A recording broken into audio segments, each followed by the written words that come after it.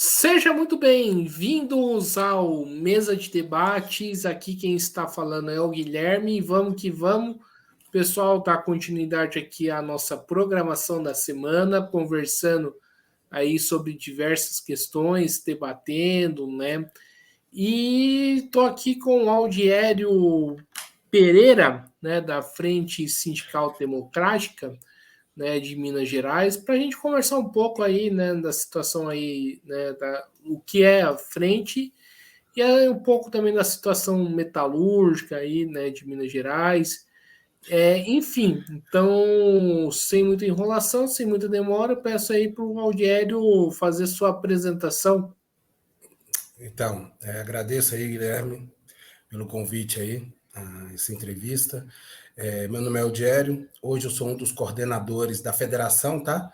Federação Sindical e Democrática dos Trabalhadores Metalúrgicos de Minas Gerais, uma federação que foi criada em 1989, foi a primeira federação que conseguiu ser constituída em Minas Gerais após a ruptura com a Femental Minas, que era a primeira federação que tinha em Minas Gerais, só tinha uma, que era ela, em virtude da falta de democracia, em virtude da independência de classe.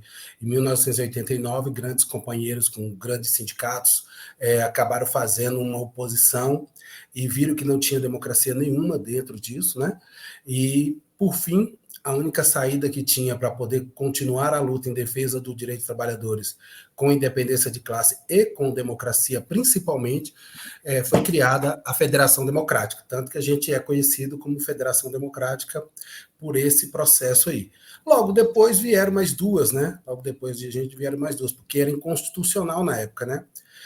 Não podia ter duas federações em um estado da mesma categoria, né, do mesmo setor. E a gente conseguiu, com a doutora Ellen, fazer essa batalha jurídica e constituir a nossa Federação Democrática, e aí ficando duas federações no estado de Minas Gerais. Hoje são 4 federações no estado de Minas Gerais, uma é nossa. E a nossa, ela nasce em 1989, depois participa, né? Ela é filiada à CUT, e em 2005, a gente participa do processo da construção da CSP com Lutas.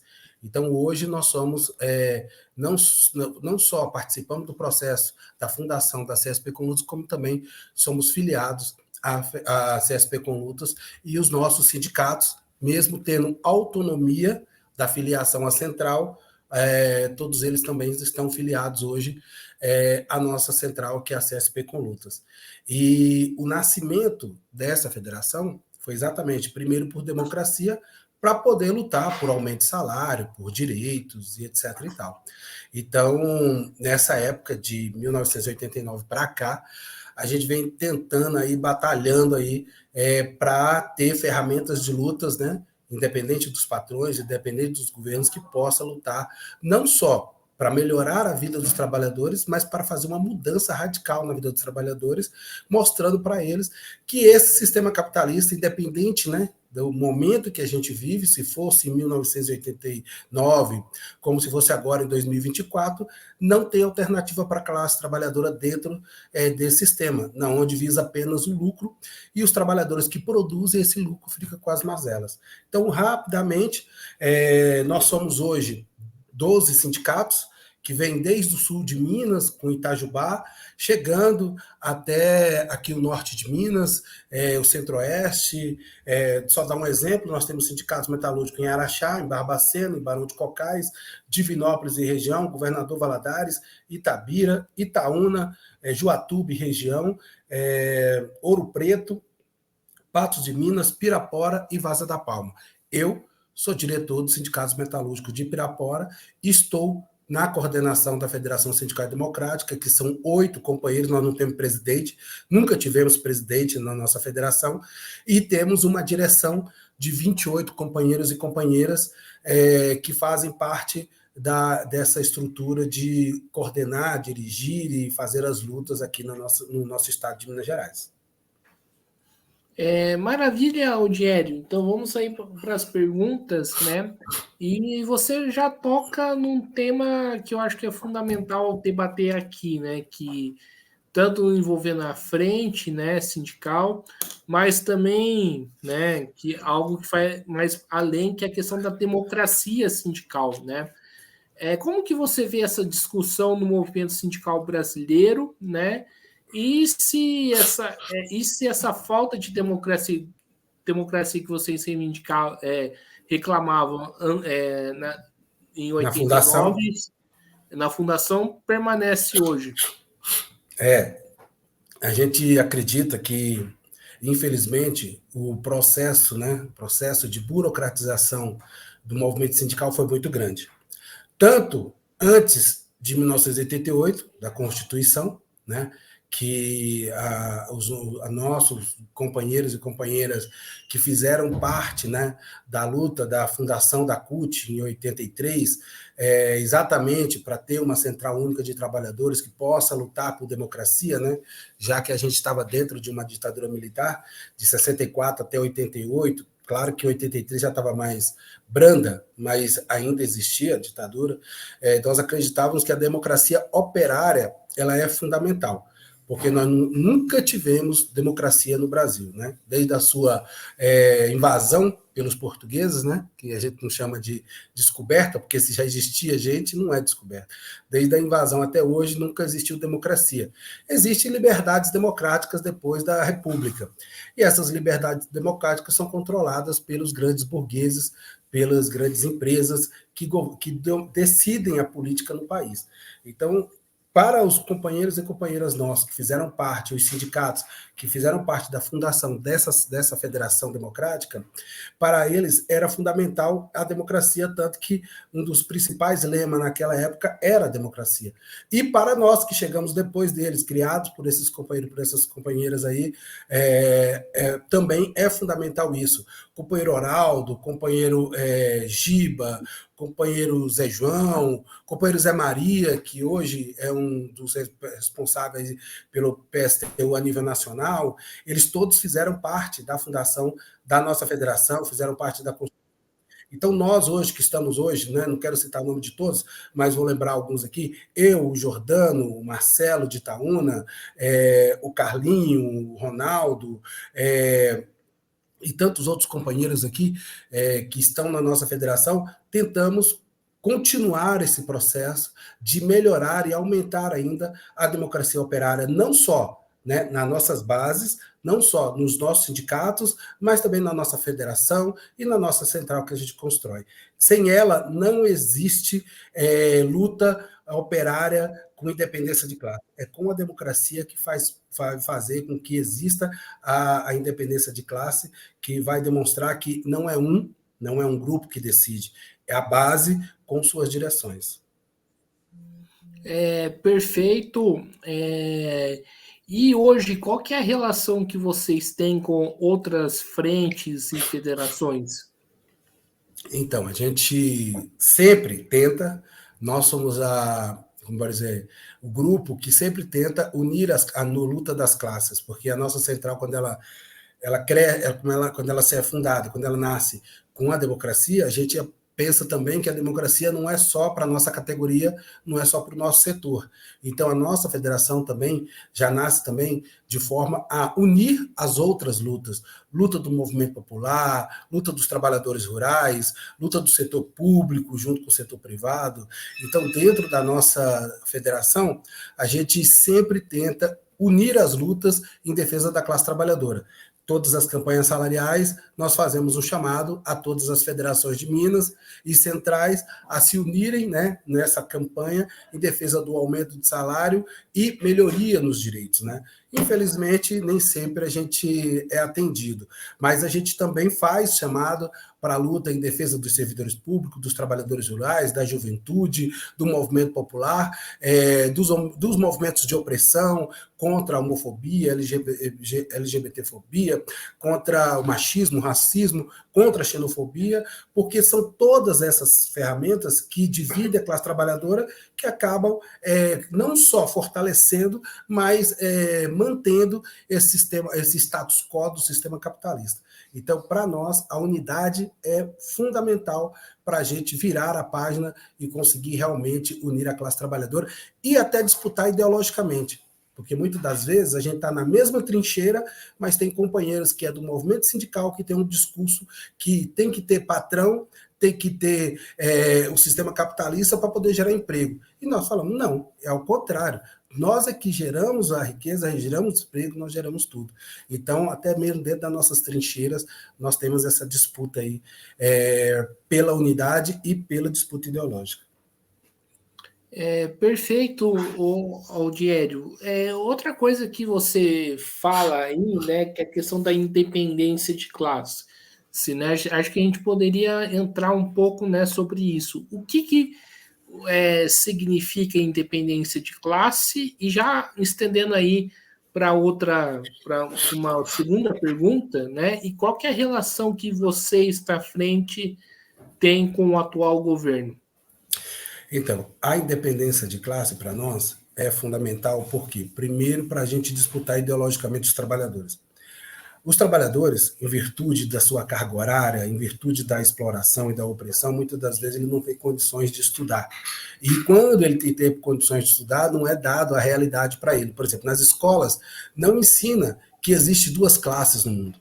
A classe operária e a classe burguesa. Então, o que ensina nas escolas? É que você tem que estudar, você tem que se formar para poder você vencer na vida. Então, ela coloca muito como individualista, ser humano individual. E que com o seu individualismo você pode vencer na vida. E quando você não vence na vida, a culpa é sua. E não é verdade. É pelo contrário. Tudo que é produzido no mundo, né, é produzido socialmente. Então, nada é produzido individualmente. Então, já que é produzido socialmente, e existe uma parte da sociedade que produz e a outra parte que fica com o que é produzido, com a melhoria do que é produzido, a gente tenta, né, de todas as nossas ferramentas, com todas as nossas formas, até com a nossa formação, que também é muito importante. A cada dia a gente está se formando, né, ainda mais com as mudanças que estão tendo tão grandes aí, agora as mudanças tecnológicas, nós tentamos nos formar para esclarecer isso para os trabalhadores. Existem duas classes. Dentro da fábrica, existe também as duas classes. Existe quem fica com a riqueza, que nunca trabalhou na vida, ou que trabalhou e depois explorou e conseguiu ser patrão e agora vive da exploração de outros trabalhadores. E existe aqueles que trabalham e que produzem riqueza. Então, nós fazemos parte da classe operária, da classe trabalhadora, da classe que tem sua força de trabalho como sua única forma de sustento.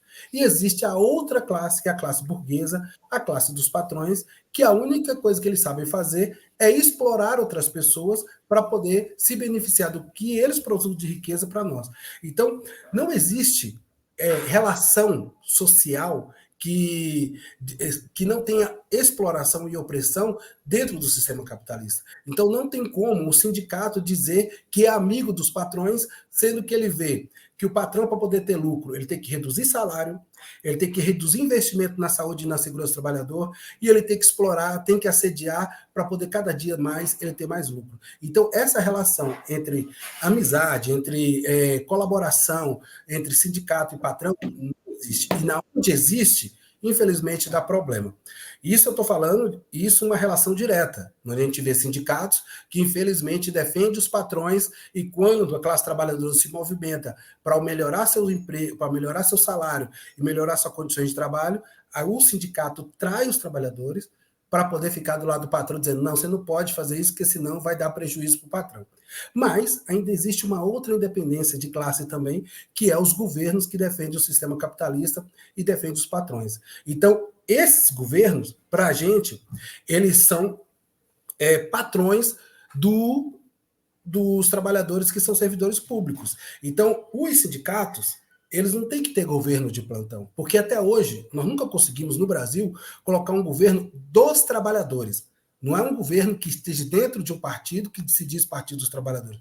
É um governo dos trabalhadores. Então, por isso, a gente acha que não existe sindicato que seja de luta combativa se ele não tivesse a independência de classe dos patrões e dos governos. E do atual governo, nós somos oposição de esquerda, querendo dizer o seguinte, nós não somos oposição por eternidade. Se o Lula chegasse com o PT e atendesse a necessidade dos trabalhadores, nós estaremos junto com ele. Agora, se ele ataca os trabalhadores, não revoga a reforma trabalhista, a reforma da Previdência e tantas outras, nós não vamos aceitar e nós vamos lutar para defender o direito dos trabalhadores. É muito bom isso que você colocou, Aldiério, né? Eu já passaram aqui no mesa de debates vários sindicatos, centrais sindicais, e um discurso que, aguardando aqui o Aldiério, né? Peço desculpa, meu celular, meu notebook está descarregando. Tá. Coisas, né, de live. Posso É começar? complicado. Mas ele vai Tá. desligar aqui, eu não estou conseguindo carregar, não sei porquê. Vai lá. É, um- Desculpa, é, já, gente. já conseguiu fazer já? Já, Conectar? beleza. Beleza, então. O Algieri, né, uma das coisas que me incomodam, né, bastante no movimento sindical, né, inclusive com experiência do próprio mesa, né, de debates, é que o que mais tem, né, ao que me parece, é central sindical, federação, frente, indo para Brasília conversar com o governo, né? Mas assim, só que eu não consigo ver o resultado prático dessas conversas. É muita conversa e já como diria já meu avô, né, que deixou a gente já faz um tempo, é muita conversa para pouca ação, né? Uhum. Então, eu gostaria de saber, né, para você, né, como que você vê essas reuniões ad eternas de sindicatos, né, com o governo. Então, eu vejo de duas formas. Eu não. Primeira coisa é o seguinte: o trabalhador não é bobo. Eu sou trabalhador, sou formado em eletromecânica de manutenção. Então, muitas das vezes, o dirigente sindical ele se abstrai de ser trabalhador e vira dirigente sindical e ele parece que não parece que faz parte da classe trabalhadora. Então, o trabalhador não é bobo. Então, esses movimentos que fazem isso constantemente e têm isso como prioridade, o trabalhador percebe que esse sindicato não é de luta, não é combativo e que não representa ele. Tanto que hoje nós temos muito poucos filiados dentro do movimento sindical. A gente até viu, né, que na época do governo passado aí, do governo de extrema direita, do governo Bolsonaro, muitos trabalhadores falando mal dos sindicatos. Por quê? Porque não viu os sindicatos de luta combativo que defendem o direito dos trabalhadores. No máximo, era movimento sindical que, quando tinha uma crise, ou procurava justiça ou procurava parlamentares.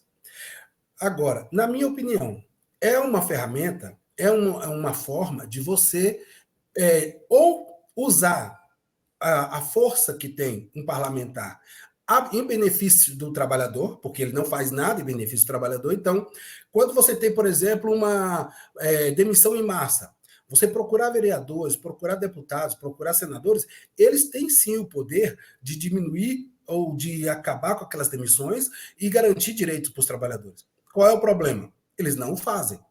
Então, você procurar eles e depois, se eles não fizerem, você denunciá-los, está correto. Porque aí você está mostrando para os trabalhadores que, infelizmente, o sistema de governo não atende a classe trabalhadora. Agora, se você também vai lá e só faz isso, os outros sindicatos também podem denunciar, tá vendo? O seu sindicato? Seu sindicato é muito parlamentarista, seu sindicato é muito legalista, nunca vai para os fins, né? Que é uma luta direta. A luta direta ela tem resposta rápida. A luta indireta por leis que não representam a classe trabalhadora e pelo parlamentar, né, que não representa os trabalhadores, é uma enganação. Mas você tem que utilizá-lo para poder fazer com que o trabalhador tenha experiência com eles.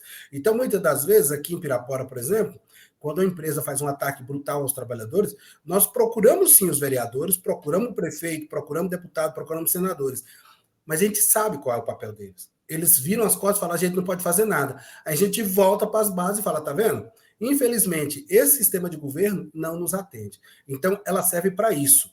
Primeiro, para mostrar o poder que eles têm, e segundo, para mostrar que mesmo com o poder que eles têm, eles nunca vão fazer leis e nunca vão se movimentar para defender a classe trabalhadora. Pelo contrário, sempre fica do lado dos patrões. Pode ver agora. O Lula, para ser eleito, o que ele fez? Falou que ia revogar a reforma trabalhista, falou que ia revogar a reforma da Previdência, falou que ia revogar a terceirização sem limite, falou que o salário mínimo era uma vergonha e muitas outras coisas. Depois de eleito, o que ele fez? Nada até agora. E nem fala sobre isso. E muitas centrais sindicais também tinham como bandeira isso, também não fazem nada. Nós, da Federação Democrática dos Metalúrgicos de Minas Gerais e da CSP com Lutas, continuamos fazendo a luta pelas revogações dessas retiradas de direito que foram feitas pelo governo anterior e o governo de extrema-direita. Você toca num assunto bastante interessante, né? Que é a questão, né, da crise de representatividade sindical, né? E, né, muita gente reclama disso, né?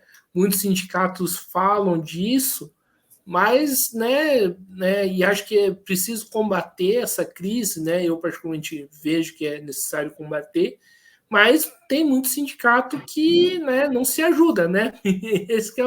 Esse que é o grande problema.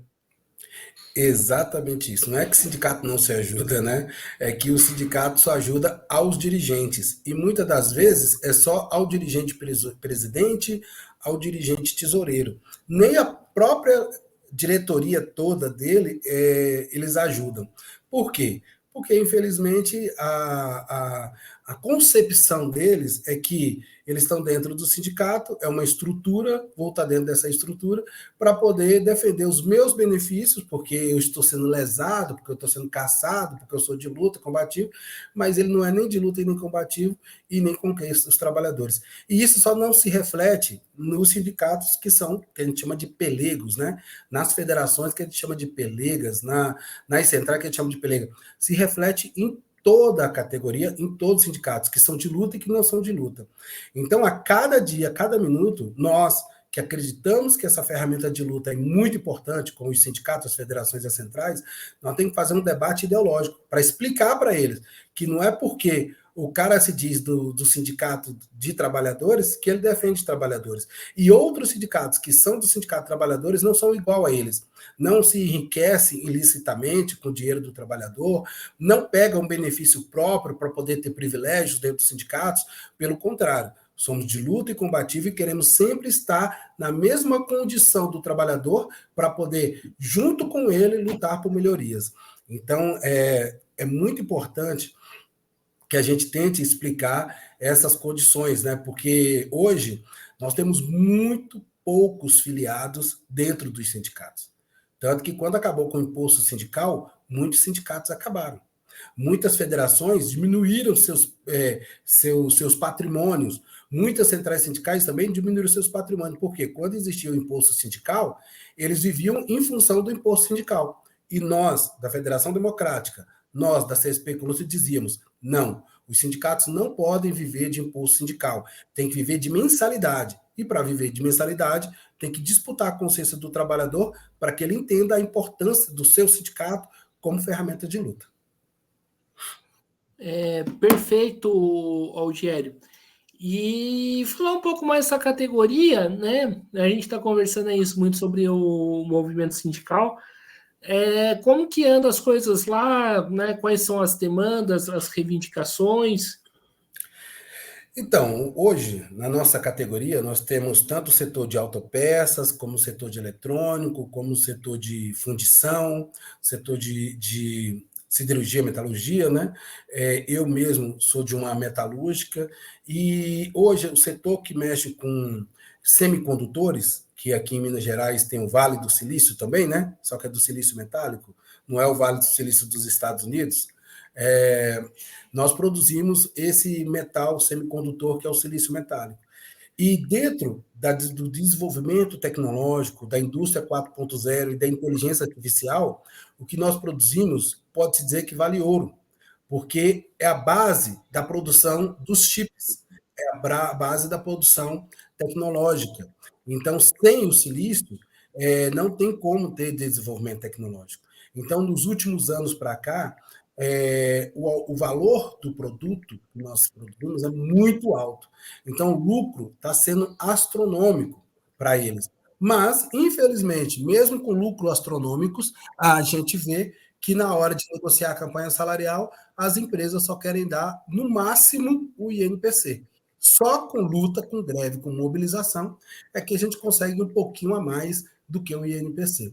Então, a nossa categoria, como toda a categoria de trabalhadores brasileiros, tanto do serviço público como do serviço privado, perderam muito no seu poder de compra nos últimos anos, perdemos muitos direitos também, tanto nas nossas convenções coletivas, como nos nossos acordos coletivos, como também na CLT, quando a gente viu a reforma trabalhista de 2017 do Temer.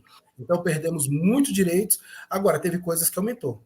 Aumentou a doença ocupacional, tanto física quanto mental, aumentou os acidentes de trabalho e aumentou ainda os acidentes graves, até mesmo os acidentes fatais.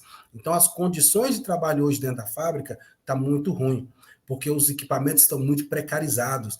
Hoje a gente vê empresas que têm lucros astronômicos tem peça para trocar de uma ponte rolante. Então, fica fazendo ajeito, por quê? Porque o que eles querem é, no final do ano, ter o balanço positivo. E, independentemente da saúde, independente da segurança do trabalhador. Porque hoje, né, depois do governo Dilma, em 2015, com as medidas provisórias 664 e 665 que viraram leis, o valor de uma vida existe, é 50 salários.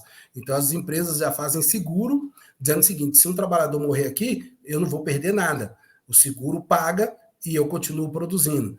Então, as condições de trabalho estão muito precarizadas, mas a resistência existe e nós estamos lutando constantemente na porta das fábricas pelo direito, pelo emprego, muitos desempregados, como vocês podem ver, que a gente está tendo no Brasil e no mundo, e também por melhores condições de trabalho no local de trabalho. Perfeito, Aldiério. E uma questão que acho que a gente precisa tratar aqui, né, a questão da terceirização, né? Como que a frente encara essa questão no local de trabalho?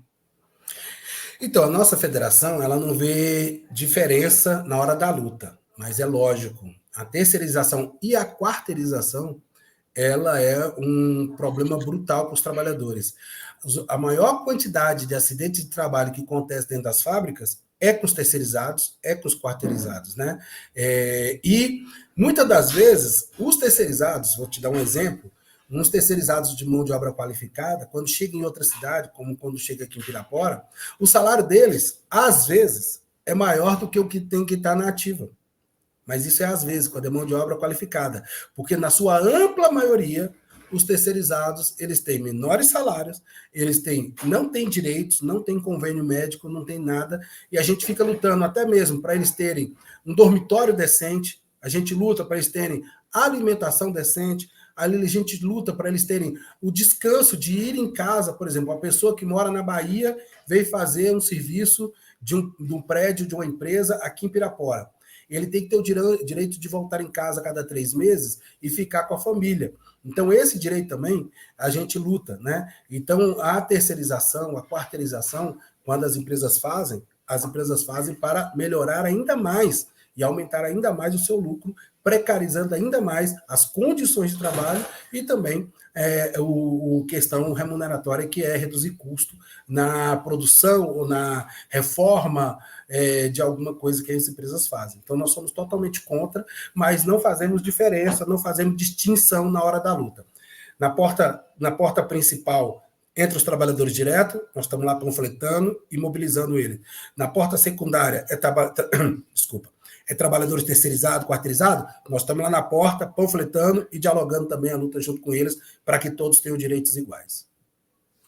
E, Altiero, né, novamente entrando aí na questão, né, dos sindicatos, né, você, na sua opinião, acha que o sindicato consegue responder à questão da terceirização?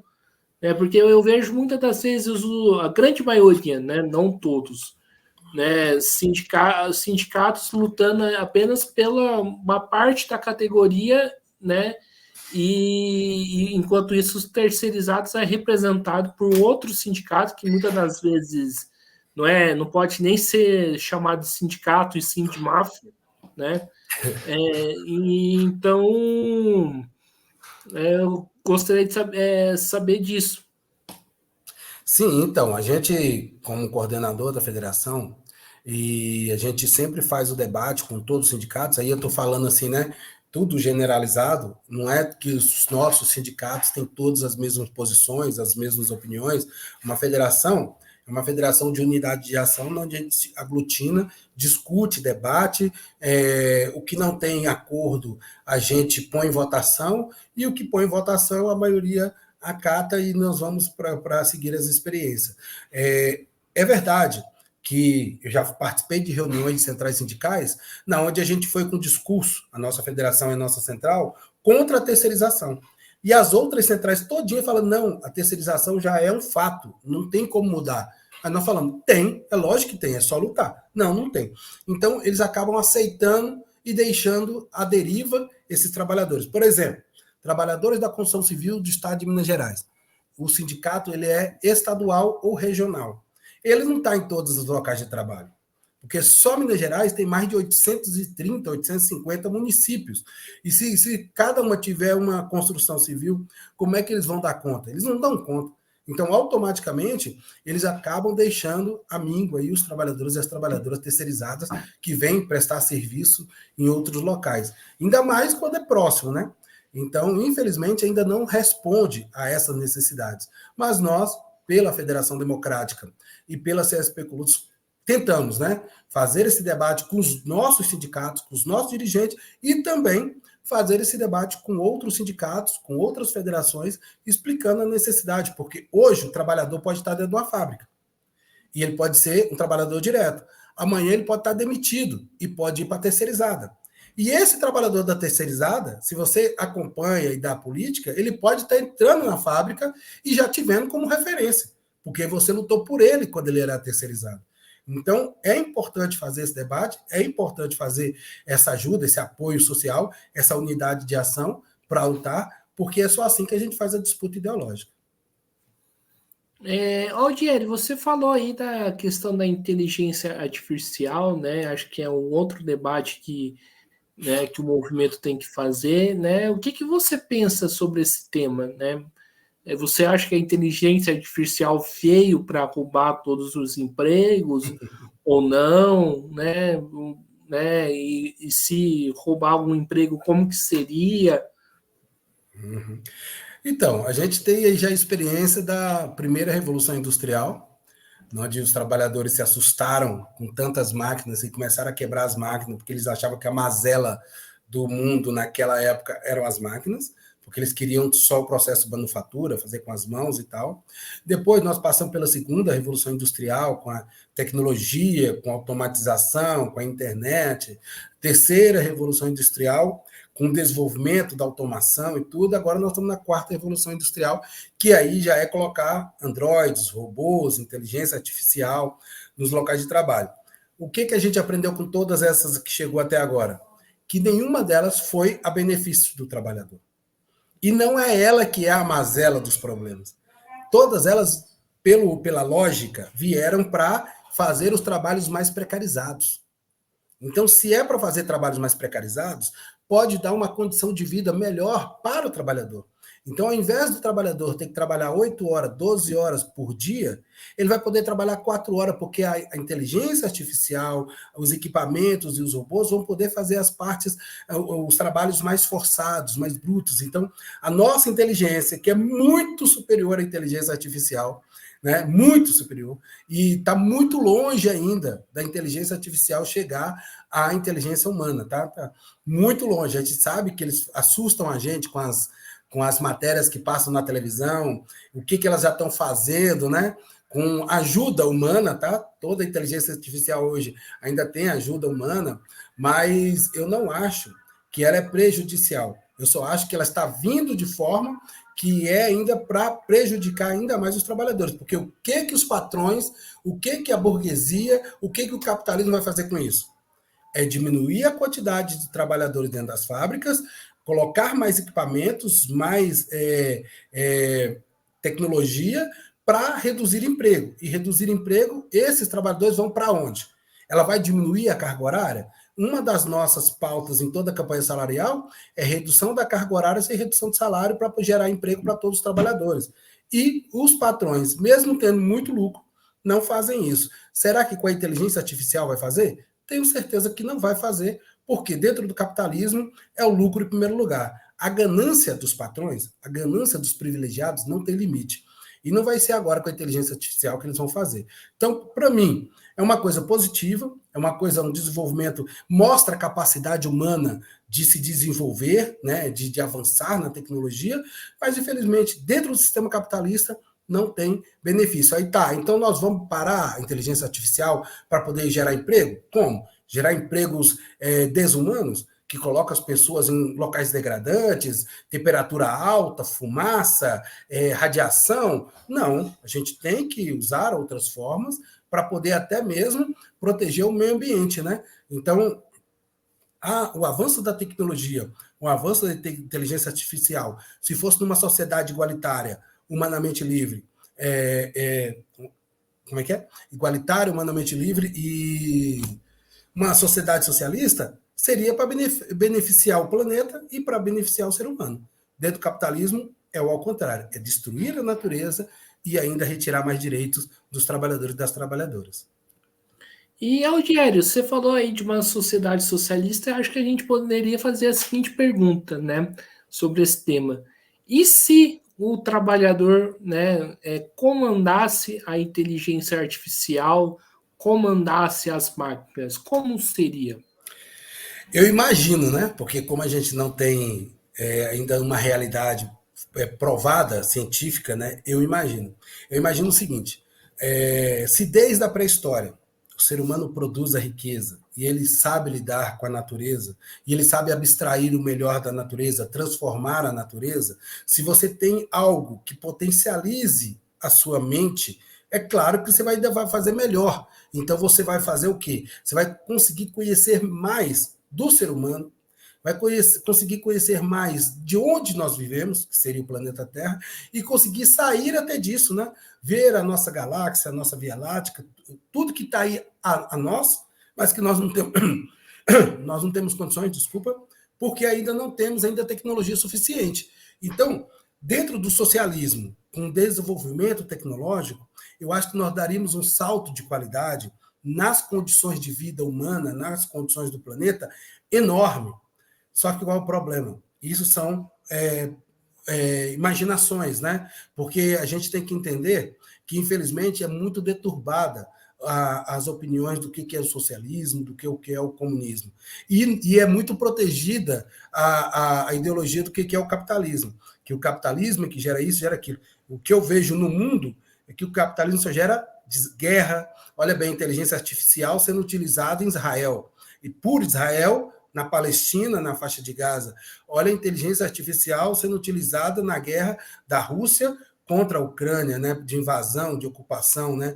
Olha a inteligência artificial no processo de eleições nos países, como nos Estados Unidos, como na França, no Brasil, né, usando a inteligência artificial para poder manipular, para poder fazer pesquisa, etc. E tal. Então, eu acho que dentro do sistema capitalista, a inteligência artificial não seria usada dessa forma. Seria usada em benefício do trabalhador, do meio ambiente e de uma sociedade igualitária, humanamente livre. Então é isso aí. E, Aldiério, né, voltando um pouco para a questão da categoria, né, existe alguma perspectiva de luta, né, de demandas aí, mobilização? Então, aqui em Minas Gerais, nós temos, como eu falei, nós temos 12 sindicatos. Tem sindicatos que já estão em campanha salarial, como o Sindicato Metalúrgico de Itajubá, que negocia com a Embel. Tem sindicatos que estão em negociação de PLR. O nosso sindicato, nós estamos na luta aí por reajuste do ticket no 1º de maio, PLR, de negociação de PLR nas empresas. Também estamos na luta por saúde e segurança do trabalhador. Agora nós vamos estar tendo aí o dia 28 de abril, que é o dia de combate aos acidentes de trabalho. Nós também já estamos nos preparando. Tem o 1º de maio, que a gente quer fazer, junto com a nossa central, um 1º de maio classista, independente. de unificação das lutas. Então, lutas está tendo tudo quanto é canto. Estamos aqui em apoio à luta dos trabalhadores de São José dos Campos, com a greve da Vibras, que fez 2 anos, contra o fechamento da Toyota em São Paulo, para que isso não venha para as nossas bases, então nós temos que unir essas lutas. Então, muitas lutas estão aí para a gente estar, bora dizer assim, fazendo a experiência para os trabalhadores, levando a nossa política para os trabalhadores e disputando uma melhor condição de vida, uma melhor condição de trabalho e garantia de emprego dentro desse período. Então, o nosso calendário de luta, né, está muito grande. E com isso, a gente mostra que, se não tiver unidade dentro dessas lutas, não haverá vitória ou haverá vitórias parciais, que pode ser dada com a mão e retirada com a outra, que seria uma PLR, que seria apenas um reajuste de ticket baixo, que a inflação vai lá e come. Então, a gente está dentro aí. Vamos ter eleições sindicais, onde a gente vai estar também apoiando as chapas que são com independência de classe, que são dispostas. Tem sindicatos que não são da nossa federação, sindicatos são filiados a outra federação, são ligadas a outras centrais, mas que chamam a gente para a luta, porque conhecem a nossa experiência, conhecem a nossa disposição de luta, que nós também acompanhamos nas suas campanhas salariais, campanha de PLR, contra as demissões. Então, a gente está sempre nesse dinamismo aí, na luta em defesa dos direitos dos trabalhadores. Altieri, você falou aí da Vibras, né, que é uma luta que eu estou acompanhando desde 2022, né, quando esse imbróglio aí começou. Né, o pessoal pode até falar, mas é um negócio em São José, no estado de São Paulo, e você está em Minas Gerais. De que forma um fechamento da Vibras, né, você citou aí também a Toyota, né, pode afetar a indústria, né, de Minas Gerais e principalmente os trabalhadores? Começar pelas indústrias. O Brasil está passando por um processo de desindustrialização há mais de 40 anos. São poucas empresas que vêm para o Brasil. Quando poucas empresas vêm para o Brasil, a maioria já fecharam as portas. Então, hoje, a gente está muito na fase das commodities, vender apenas matéria-prima para o exterior, eles industrializam e depois a gente apenas compra ele já industrializado.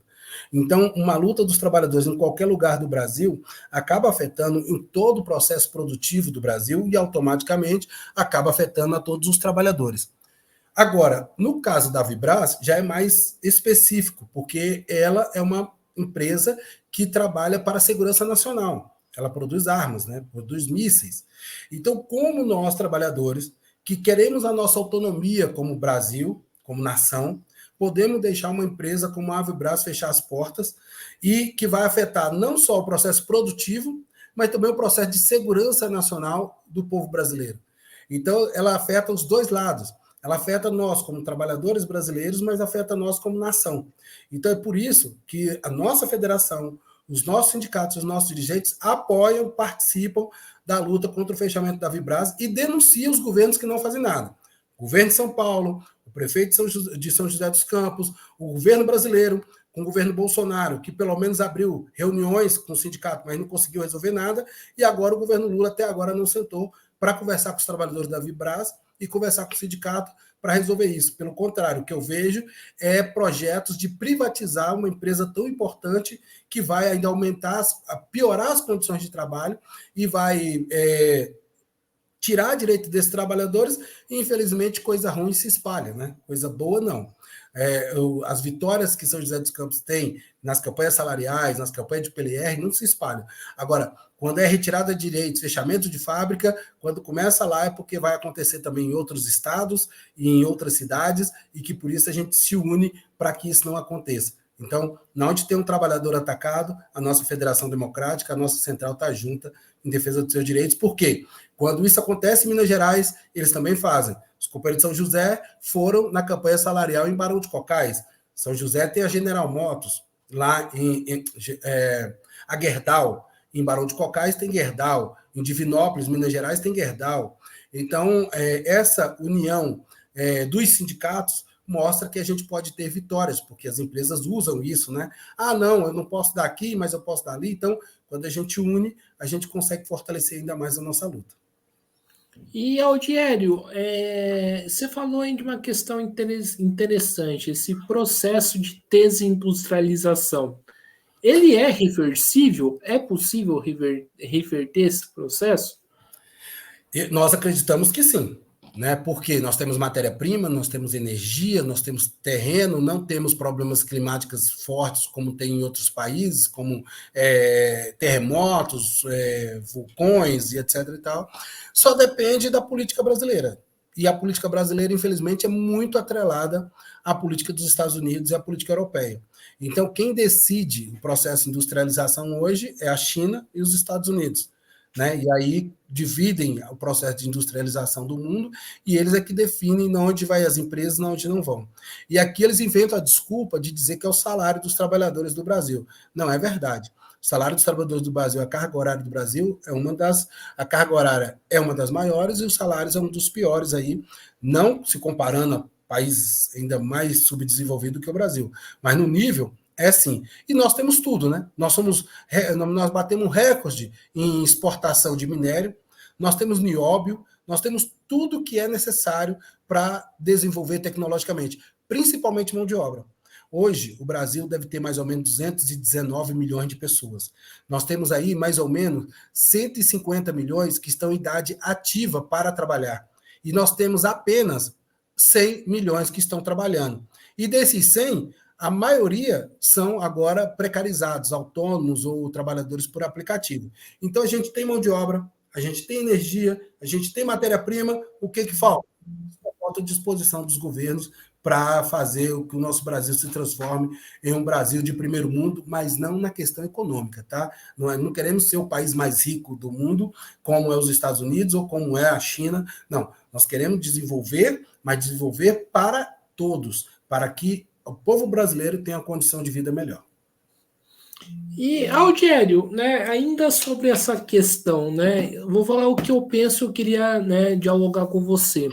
Eu penso que esse processo de desindustrialização está ligado com o avanço do capitalismo e a maneira que o capitalismo tem de responder às crises. Né?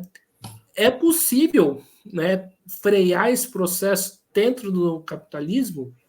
Né? A gente não teria que pensar numa sociedade, né, socialista para reverter esse processo, porque de acordo com o avanço do capitalismo, assim, na verdade, eu me questionei quando você estava falando, né? De acordo com o avanço do capitalismo, eu acho que é pouco provável, né? Então, esse é o foco. O que eu falei? Existe a possibilidade de a gente reverter isso? Existe. Mas para isso nós precisamos de quê? Nós precisamos que o governo brasileiro, junto com a burguesia brasileira, enfrente o sistema capitalista para que a gente possa produzir o que a gente tem. Só qual é o problema? Eles não fazem isso. Então, dentro do sistema capitalista, a submissão dos governos brasileiros, não é só do governo Lula, não é só do Bolsonaro, não foi só do Temer, não é só da Dilma, não é só do Fernando Henrique, do Itamar e do Fernando Collor. Dentro do sistema capitalista, o Brasil se colocou, a burguesia brasileira se colocou na condição de submissos. E nós, trabalhadores, podemos reverter isso lutando unificadamente para tirar essa burguesia submissa e dizer o seguinte: o Brasil tem que ser um Brasil independente e tudo que nós produzimos aqui tem que ser para aqui primeiro.